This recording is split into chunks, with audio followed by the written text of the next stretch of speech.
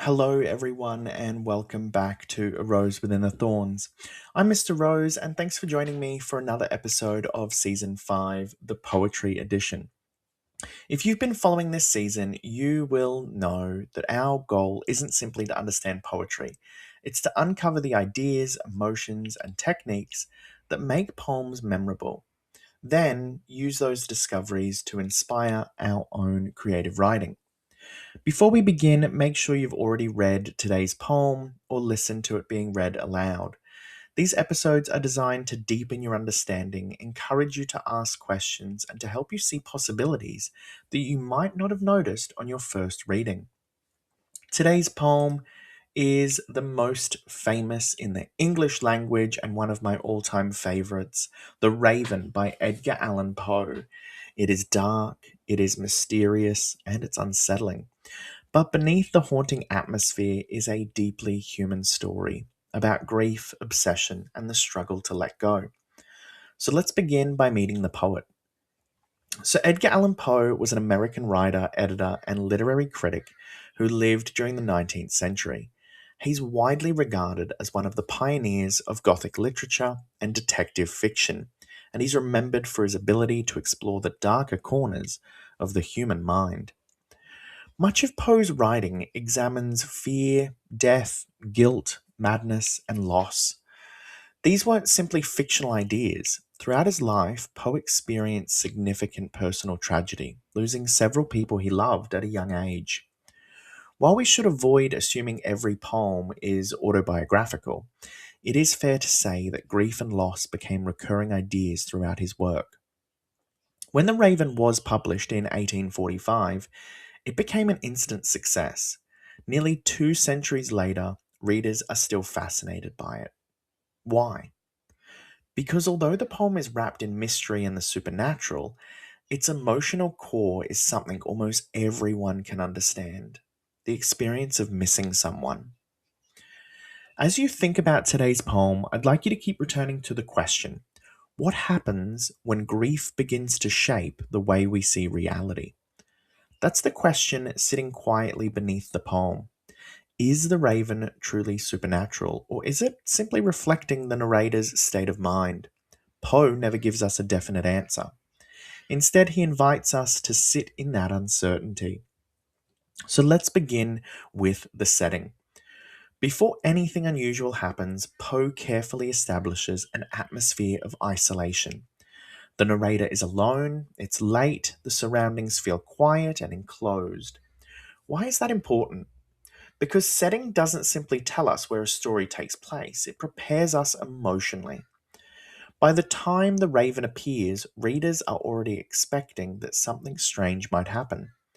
Now, think about the raven itself. At first glance, it's simply a bird, but symbols in literature often represent much more than their literal meaning. Ask yourself, what might the raven represent? Is it grief, memory, death, guilt? Maybe it's even the inability to move forward. Different readers will answer differently, and this is one of the strengths of symbolism and why I love English so much.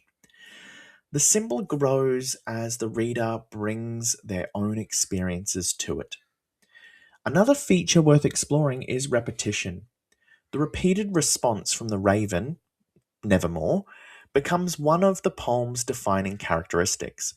Each time it appears, the emotional impact changes. At first, it may seem curious. Later, it becomes unsettling. And eventually, it feels almost inescapable. That's an important reminder that repetition isn't simply about repeating words. It's about showing how meaning evolves through context. Also, let's think about the narrator. Can we trust everything that they tell us? The poem is presented entirely through one person's perspective. As readers, we only experience events through their emotions, fears, and memories. That raises an interesting possibility. Perhaps the greatest conflict isn't between the narrator and the raven. Perhaps it's between the narrator and their own mind. Finally, notice how Poe combines sound with meaning. The rhythm, the rhyme, and the musical quality of the poem creates a hypnotic effect. The poem almost feels like a chant or a recurring thought. That music that music reinforces the narrator's emotional state, making readers feel trapped in the same cycle of thinking. So let's gather together some of those major ideas. The first is grief. Not simply feeling sad, but living with the loss that refuses to disappear. Another important concept is memory. Can memories comfort us, or can they sometimes prevent us from moving forward? There's also obsession. The narrator becomes increasingly consumed by questions that cannot truly be answered. The poem explores how easily curiosity can become a fixation. Another key concept is reality versus perception. Do we always interpret the world objectively, or do our emotions influence what we believe, we see, and hear? Finally, there's hope. Throughout the poem, readers witness the tension between wanting reassurance and fearing the truth. It's that conflict that gives the poem much of its emotional power. So here's today's tip. Whenever you encounter a symbol in literature, don't rush to decide what it means. Instead, ask yourself, how does its meaning change throughout the text? The most powerful symbols aren't fixed, they develop alongside the characters. As characters change, the symbol often changes too. That evolution usually reveals something important about the author's purpose. Now it's time for From Poem to Page. Let's imagine how this poem could inspire your own narrative. Suppose the idea that stays with you is that of grief. Your story doesn't need to involve death. Perhaps it's about someone grieving the end of a friendship, a childhood home, or even the version of themselves that they used to be. Maybe you're interested in obsession. Imagine a scientist so determined to solve a mystery that they begin overlooking the people around them. Or perhaps memory captures your imagination. Your protagonist might discover an old voicemail that they can never bring themselves to delete, replaying it whenever they feel alone. But what if you're fascinated with this idea of an unreliable narrator? You could write a story where readers slowly realize that what they've been told isn't the complete truth. Or perhaps you could explore symbolism, choosing one reoccurring object, maybe a feather, a watch, a key, or a photograph, and allow its meaning to change as your story unfolds. Notice what we've borrowed. Not Poe's plot, not his characters, not his setting. We've borrowed the emotional questions at the heart of the poem. That's exactly what thoughtful writers do. Before we finish, I'd like you to think about one final question. Is it possible that the things we fear the most aren't outside us at all? Perhaps the greatest mysteries aren't supernatural. Perhaps they're stories we tell ourselves when we're trying to make sense of pain.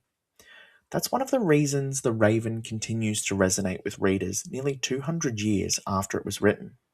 It isn't about a bird, it's about being human.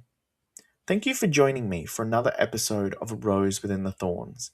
I hope today's discussion has encouraged you to look beyond the Gothic atmosphere and discover the deeply human ideas that makes The Raven such an enduring piece of literature. Next episode, we'll deconstruct another poem, uncover its central ideas, and continue building a toolkit of concepts and techniques that can inspire you in your own original narratives. Until then, keep reading carefully, keep questioning what you see on the page, and remember, sometimes the most powerful stories aren't about monsters in the dark. They're about the thoughts we can't escape. I'm Mr. Rose, and this has been A Rose Within the Thorns. Thank you for listening.